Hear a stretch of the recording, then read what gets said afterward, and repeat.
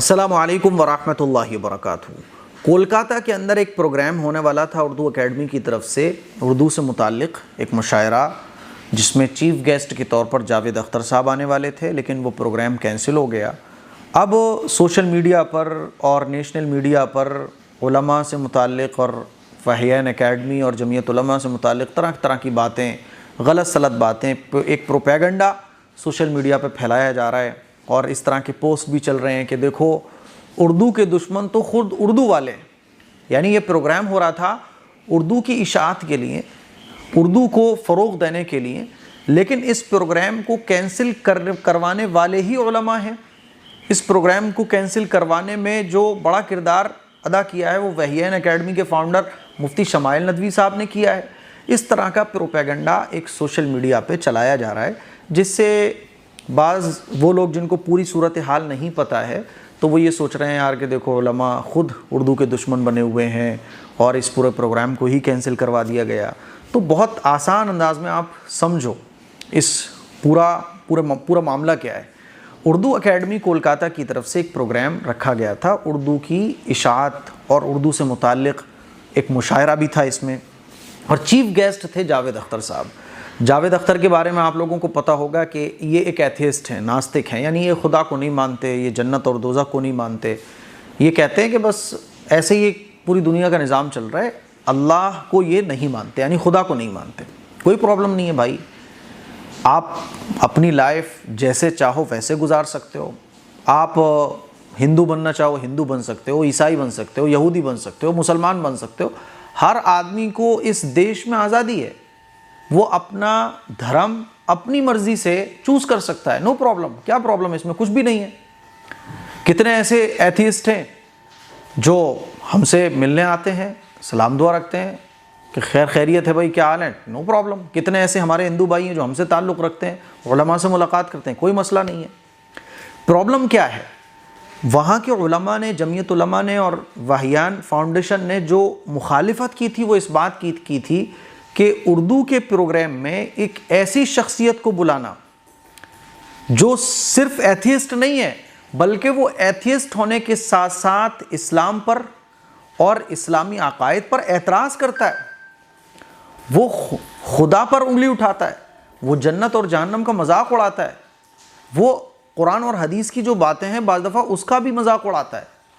تو علماء نے کولکاتہ کے اس بات پر اعتراض کیا تھا کہ دیکھو آپ پروگرام کرو، کوئی پرابلم نہیں ہے، کوئی مسئلہ نہیں ہے، لیکن جاوید اختر کو نہ بلاؤ، اور اگر آپ پھر بھی جاوید اختر کو بلاؤ گے تو ہم اس پروگرام میں شریک نہیں ہو پائیں گے، معذرت۔ اور اگر آپ بلانا ہی چاہ رہے ہیں تو پھر بھی ہم کہتے ہیں کہ جاوید اختر کو ہم چیلنج کرتے ہیں کہ وہ جو اسلام کے بارے میں غلط سلط باتیں بھول جاتے ہیں، ہے نا، اسلامی عقائد پر، جنت اور دوزخ کے بارے میں، خدا کے وجود پر، تو ہم ڈیبیٹ کا بھی چیلنج کرتے ہیں کہ وہ ہم سے ڈیبیٹ کریں، لیکن ہم اس پروگرام میں شریک نہیں ہوں گے۔ ہم اس پروگرام میں شریک تب ہوں گے جب آپ جاوید اختر کو نہ بلاؤ، اور ہم اپنے محبین اور متعلقین سے بھی یہ کہیں گے کہ بھئی آپ اس پروگرام میں شریک نہ ہوں۔ بس اتنی سی بات تھی۔ اب ظاہر سی بات ہے کولکاتہ میں مسلمانوں کی ایک بڑی تعداد ہے جو ایمان والے ہیں، تو اب وہاں کے لوگوں کو جو یہ پروگرام کر رہے تھے لگا کہ اگر مسلمان نہیں آئیں گے اور اس طرح سے بوائیکاٹ ہوا تو ہمارا پروگرام ہی ختم ہو جائے گا، اور اب اگر جاوید اختر صاحب کو ہم بولیں کہ تم مت آؤ تو پھر یہ پروگرام میں ہم یہ کیا بولیں گے لوگوں سے کہ جاوید اختر صاحب کیوں نہیں آ رہے ہیں، تو اس پروگرام کو ہی پورا ختم کر دو، کیونکہ پھر پولیٹیکل مدعا آ گیا نا کہ کہیں نہ کہیں اگینسٹ خبریں بنیں گی، یہ ہوگا وہ ہوگا، تمام چیزوں کو سوچ کر حکومت نے یہ فیصلہ لیا وہاں کی کہ اس پروگرام کو ہی ختم کر دو۔ اب پروگرام ختم کرنے کے بعد اس کو رنگ کیا دیا گیا؟ یہ رنگ دیا گیا کہ علماء نے اس کی مخالفت کی تھی کہ یہ پروگرام نہیں ہونا چاہیے، اس لیے اس پروگرام کو ہم نے ختم کر دیا، اور اس پروگرام کی مخالفت علماء نے کی تھی، اس پروگرام کو وہ نہیں ہونے دینا چاہتے تھے۔ اسی طرح سے اس طرح کی خبریں بھی چل رہی ہیں کہ اردو والے خود اردو کے دشمن ہیں۔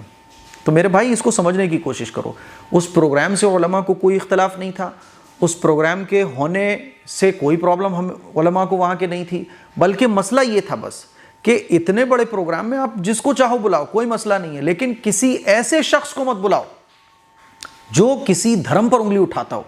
یہاں تک کہ اگر کوئی ایسا آدمی ہے جو ہندو دھرم کو برا بھلا کہتا ہے تو وہاں پہ بھی ہم علماء یہ کہیں گے کہ ایسے آدمی کو ایسے پروگرام میں نہیں شریک ہونا چاہیے.